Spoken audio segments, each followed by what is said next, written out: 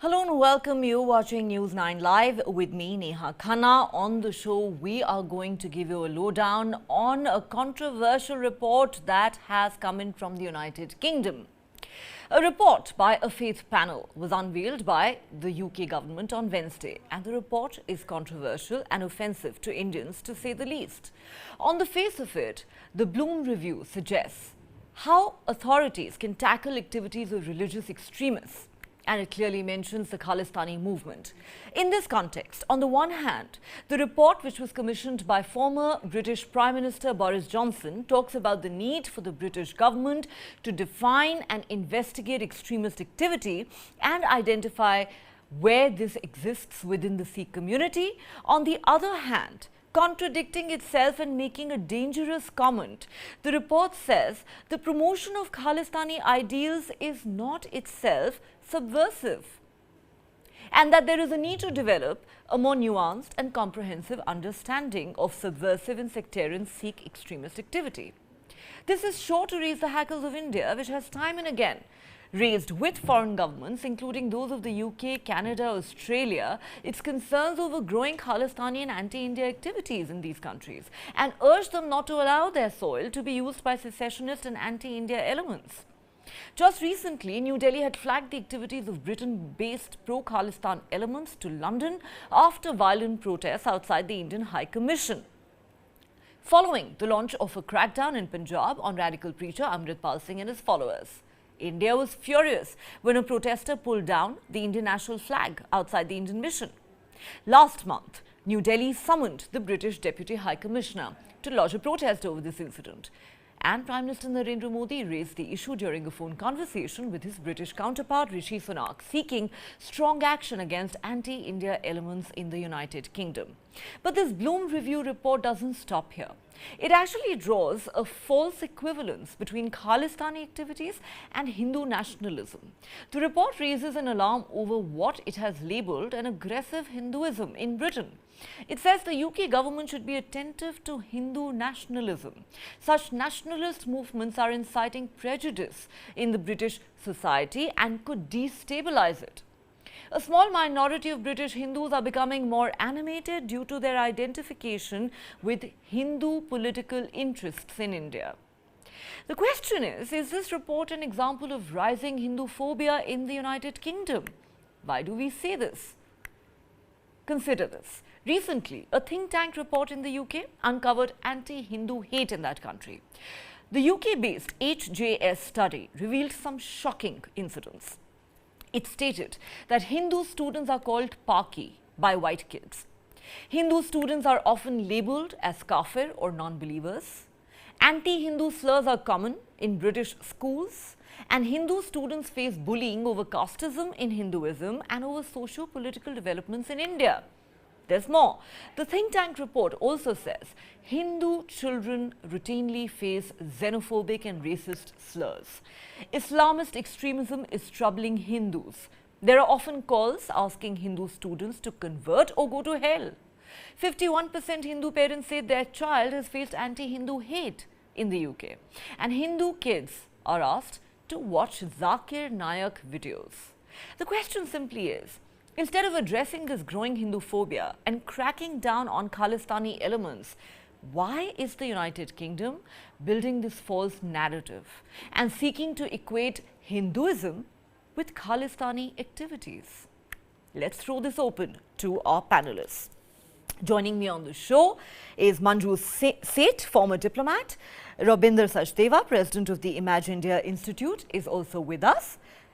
And Asif Ramiz Daudi, foreign affairs analyst, is also with us. Manju Seth, if I could begin with you. As I mentioned, just last month, there was this incident where the Indian national flag outside the Indian High Commission in London was pulled down. India registered a strong protest. Prime Minister Modi even spoke to his British counterpart Rishi Sunak over this issue. Now you have this report, which some might say is practically being endorsed by the UK government, which not only says that the promotion of Khalistani ideals is not itself subversive, It then goes on to say that the government of Britain must pay attention to aggressive Hinduism in that country because such nationalist movements incite prejudice and could destabilize British society. As I said, at the very least, this is very offensive. How do you see this report and the attitude of the British government? As you rightly said, Neha, it is quite surprising to see this kind of wording. And definitely, there seems to be a deep-rooted bias in the mind of the person who is, who has prepared this report, who has been the Colin Bloom report. It is definitely, the bias is obvious, and he cannot possibly, I don't know how he could possibly have got completely unrelated things together.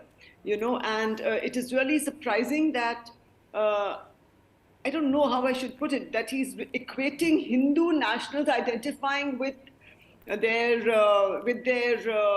government or political Hinduism as being a threat to society. I mean, I found that really quite absurd. And also saying that Khalistan, the idea, what is Khalistan? Does he even understand what Khalistan is about? That he's saying it is not in self subversive. Of course, they're asking for a separate state. So how is it not subversive? And they want, it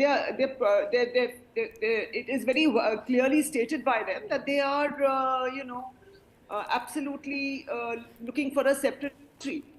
And so it's a little strange that they are, saying it is not in itself subversive.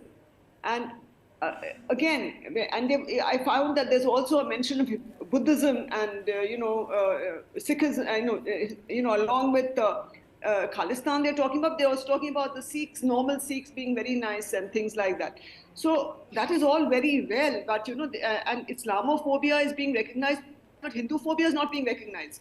As you so rightly mentioned, there are so many the young children, the young Hindu children, are really being targeted by everybody. So I think this report, in a way, at least throws or highlights different aspects, and the biases are quite clear. And even after this incident where they pull down the flag, if they are still saying that, or this report is being sort of, if the government considers it, the UK government considers it, even after this violent and protest and pulling down of the Indian flag, and they don't call it subversive, I think it is really wrong, and we need to really raise it with them and tell them to have their facts right. Absolutely. The UK seems to have all its facts backwards. Asif Ramesh Daudi, please come in here. This report says, and like I mentioned earlier, the panel was appointed by former British Prime Minister Boris Johnson. The report has been unveiled now. This happened yesterday. And one of the things it says is that the promotion of Khalistani ideals itself is not subversive. Do we need to remind the British that this is a secessionist movement that talks about breaking up India? Do we need to remind them that Scotland, in their own backyard, is seeking independence from the United Kingdom?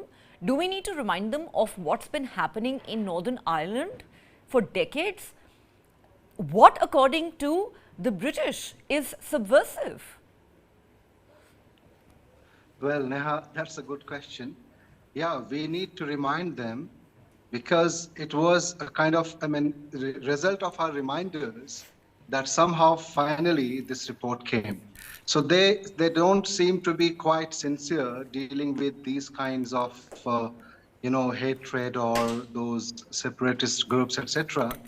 Because finally, this was commissioned in the previous government, Boris Johnson's regime. But finally, this Collins report is here. And, it's a big document, around 222 pages. If you read, especially those pages, perhaps 121, 122, 23, etc., it talks about Sikhism, it talks about the fringe element, and it says that, okay, the government should take some sort of action, that's fine. But yes, if they talk about, Khalistans are not submersive, that's a big question. You know, anyone who tolerates or promotes or accepts these kinds of separatist movements, or those pro, those people who are pro these kinds of movements, it's not wise, it's not acceptable. And I think our government, as we are reminding them again and again, you're coming back to your question. I think they should keep reminding them. Only then, perhaps using the diplomatic channels, etc. They should rather understand lately, and they will realize that this needs some sort of amendments. The thing here is there are many things. One thing is what is the Khalistani movement, and how there is a fringe, as mentioned in this report, that they praise the Sikhism. Yeah, that's true. One of the biggest or respected religions across the globe, and there is a pocket there, according to this report also, that they are trying to bring damage, tarnish the image of the entire Sikh community, and that's why they want to take some sort of action. That is one thing. But here, what needs to be done, another thing is that whether they are going to have proper action done or not. I mean, it's a recommendation. Let's say report is submitted, and perhaps they will have some sort of second round of discussions, or they will plan whether they are going to deal with these kinds of elements or not. Because what happened last month, I remember I was on your channel itself, and we had, after the Indian embassy got vandalized, that was something really shocking. And that time also we were quite concerned whether the government is taking serious steps to check these elements. But I think it's too late. But somehow the thing that I welcome myself is at least it's there, it's out, the report is there. Some implementation is needed, whether it's done or not. But your question is really, I mean, it's quite concerning to everyone and to your viewers as well, that, okay, we need to remind, which we should not be reminding that. There should be some kind of sense that should prevail, that, okay, what is right, what is wrong. Okay, I was listening to, Colin's discussions on different news channels, and I realized that, okay, he says that, there are different ways of keeping things in a democratic way. Every religion, everyone has the rights. That's true, very true. Democratic rights are one thing, but when somebody have some sort of intimidation or becomes the threat to the society, or something, that becomes a big challenge, then it should be dealt with in a proper way, using the proper laws. And that also brings one thing here to my mind here, that, when we have some bilateral relations, when we have international rules, when we talk about, the integrity of or sovereignty of one's country, and they say, okay, it's Right. our internal matter, etc. This actually damages the relationship as well, which in fact was expected, especially when Rishi Sunak is the prime minister. More of the positive things were expected from him, especially from India. But I think, we have to wait and watch what happens. But at least after 1 month of the, serious attack on the Indian embassy, which is in fact the attack on our own nation, which we should not, we strongly condemn that, and it Right. should not happen. Okay. Lately, I think they will come up with some more ideas, but at this moment, I take it positively, that at least something is there. Hopefully, something better comes soon. But I don't promote any kind of extremism. Okay. And here, Okay. in any religion, and this particular incident, and especially pro-Khalistani groups, Yeah. especially in Sikh there, in the small pockets Right. in the UK, this is a big concern, quite It is a alarming. concern, and the British government needs to take India's concerns seriously. No less than the Prime Minister of India picked up the phone and spoke to British Prime Minister Rishi Sunak when the incident at the Indian High Commission happened. He gave Prime Minister Modi an assurance that these issues would be looked into. But clearly not much seems to be changing on the ground. Rabindra Sachdeva, coming here, reports such as this, statements such as this, do they reflect a lack of understanding and ignorance on part of the British? Or do you see some kind of mischief behind it? And also, I can't really make up my mind, what should India be more offended by? The fact that the British government is directly or indirectly seeking to legitimize Khalistani activities, which are downright anti-India activities, or the fact that this a report such as this builds a false narrative targeting Hinduism. And this equating Khalistani activities with Hinduism itself is such a false equivalence. Thank you, Neha, so much. Pleasure to be with you and with our esteemed colleagues. My thought, absolutely, I much kind of agree and on the same page as our panel earlier and you, of course. I'll kind of, for a minute, I'll not get into the equating of, Hinduphobia or Khalistan or Hinduism, etc. I'll look at it from a bigger picture, if not a bigger picture, from, let's say, slightly different prism. And where I think Professor Asif was hinting also, and Ambassador Seth also, this is something, let's say, a beginning or whatever. The point is, let's take the example of Khalistan, right? It is think of it as a funnel, an inverted funnel. The wider pool is let's say, the common Sikh in the UK.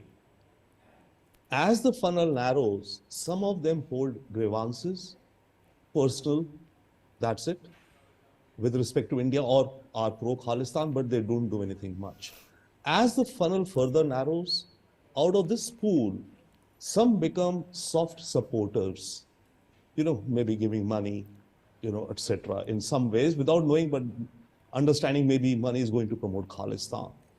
As the funnel further narrows, a lesser number of people become more convinced and get into, trying to do things to promote Khalistan by design. Let's say they become activists.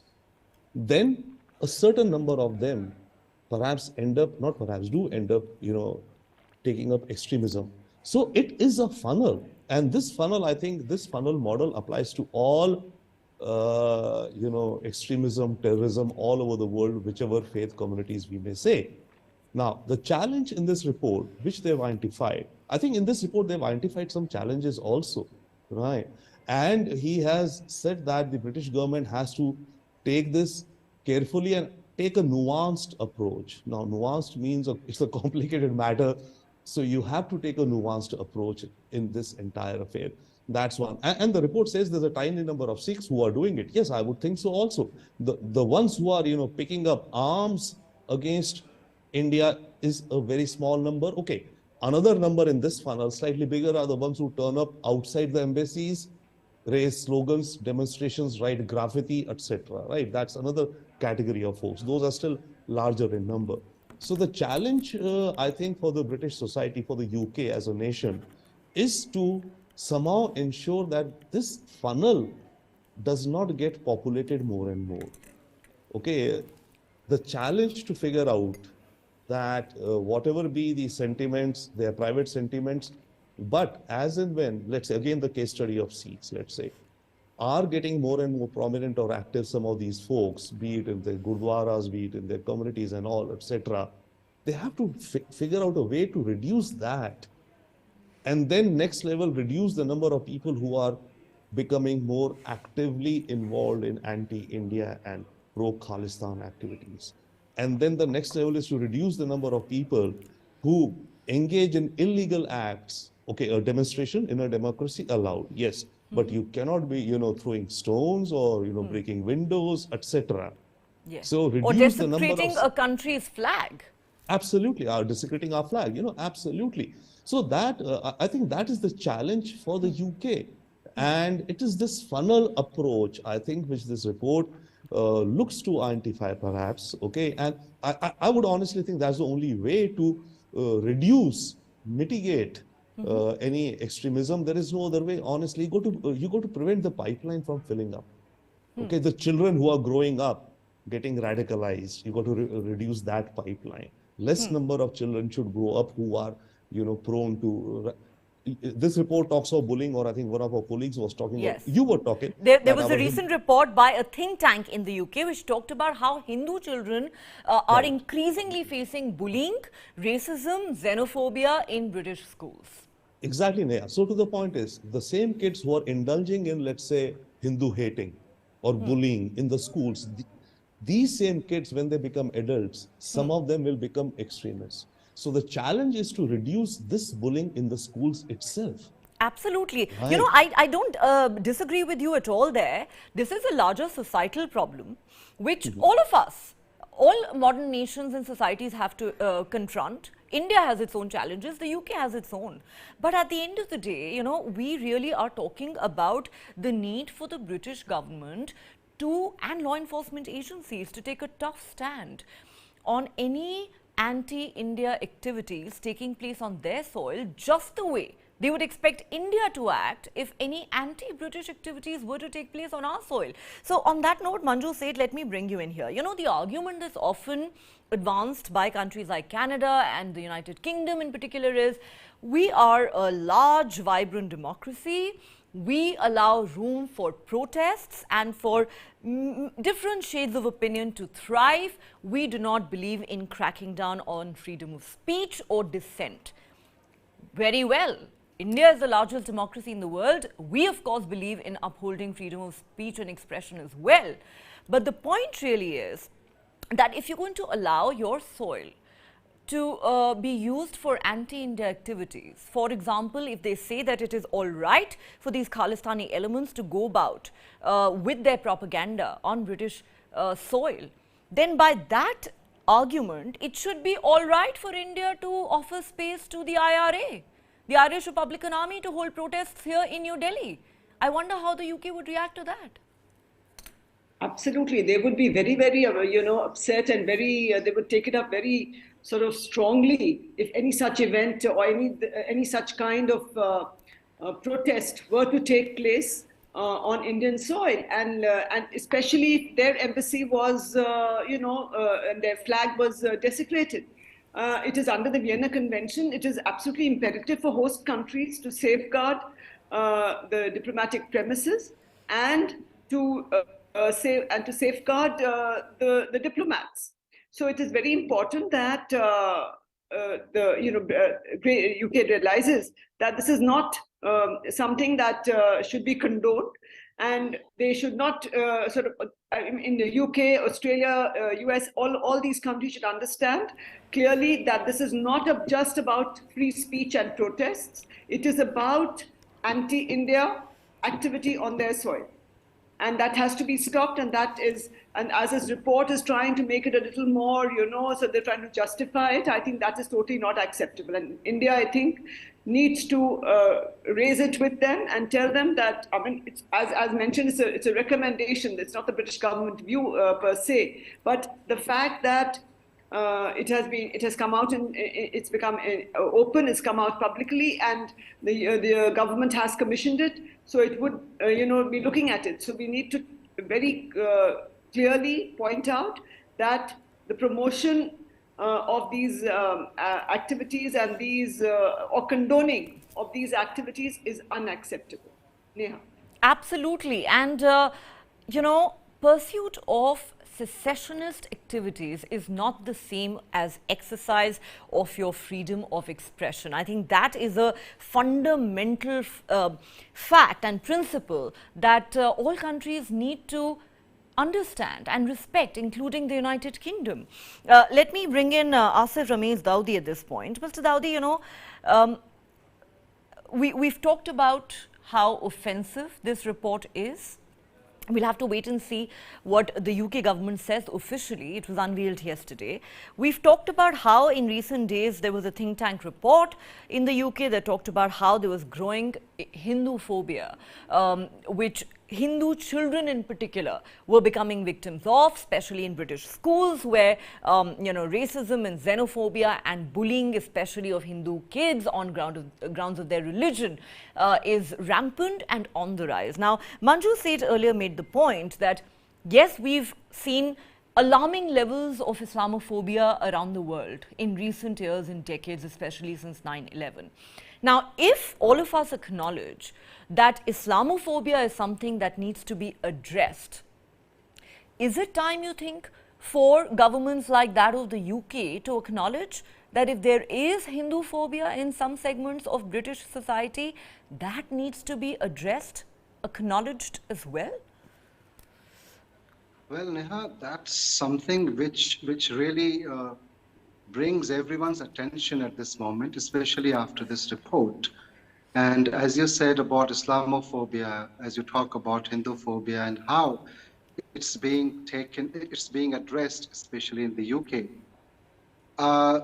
Our co-panelists, Manju Seth as well as Mr. Sachdeva, they made a very valid point, especially when we talk about radical thoughts, radical approach, or when we when we think about these kinds of issues, the global issues, there should be zero tolerance to that.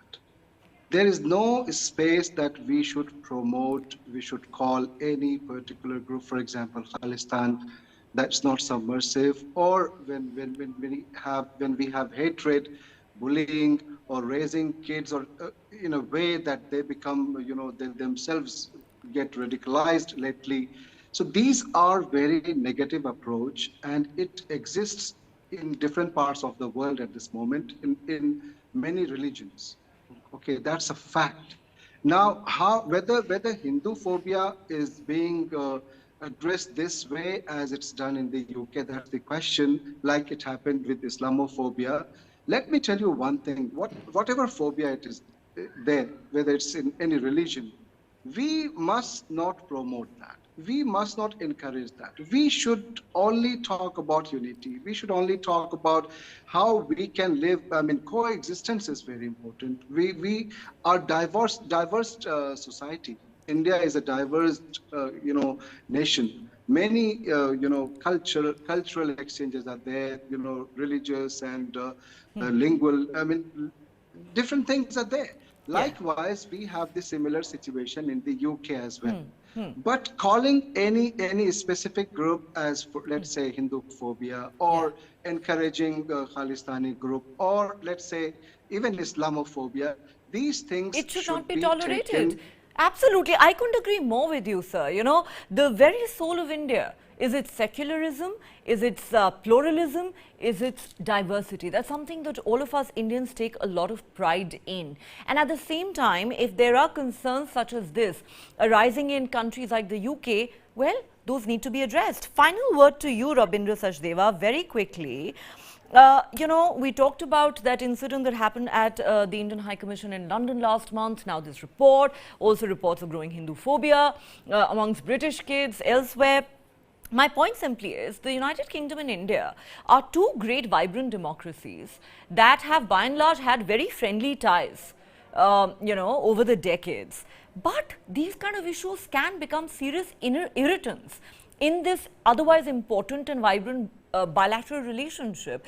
I mean, obviously Prime Minister Modi thought it was important enough for him to pick up the phone and talk to Rishi Sunak when the Indian flag was desecrated in London last month. So my point simply is, do you believe that the British government will take India's concerns on board and actually do something to send out a message that we are paying attention to you, we're listening to you, we are sensitive to your concerns, and we're going to address this issue? Do you expect them to do that? Thank you, Neha. Quick bullet points. Yes, I do expect. What they could do, we'll come to that. But to the point you said, small pinpricks, if not tended to, can end up becoming sores, right? So that is definitely a dark clouds which could be out there. Now coming to, yes, I do expect the British government to take some steps, but you see, the point is, what are the steps can they take? Law and order, whatever, they have. So for example, this incident at our High Commission, whatever happened, can they track out, trace down the people who were involved? And then within British law, whatever be the minimum, punishment or this thing accorded to them. So let's say if it was an illegal, gathering, so even if it's a 50-pound fine, okay, impose a fine on 50 or 100 of those. If there's a, $200 or 200-pound fine for breaking a window, whatever be it within their laws, for such maybe even quote-unquote petty crimes, let there be justice done. So that would be one thing I could expect. Second, we could expect, yes, I think with all the, the points and the articulations our Honorable Prime Minister has made and this temporizing, I think the British government will be much more, I think, perhaps aware and will take any next such incident happening much more seriously. For example, if there's any other demonstration being planned, they will probably, ask them to take a police permission. So I think on the ground, one, law and order and British police, and also then intelligence, local intelligence, should become more active. That's Let's on the certainly ground. hope so. Let's hope the UK government does take these much needed corrective measures, because I think they really have to understand that legitimizing Khalistani activities, which are nothing but anti-India activities, is not acceptable, and turning a blind eye to something like Hinduphobia is not acceptable. India is the world's largest democracy and a very important ally to the United Kingdom and to the larger democratic world. And it is time the UK respected and addressed India's concerns. Well, on that note, Manju Seth, Rabindra Sachdeva and Asif Ramesh Gaudi, thank you for joining us on the show. That's it from me. Thanks for watching.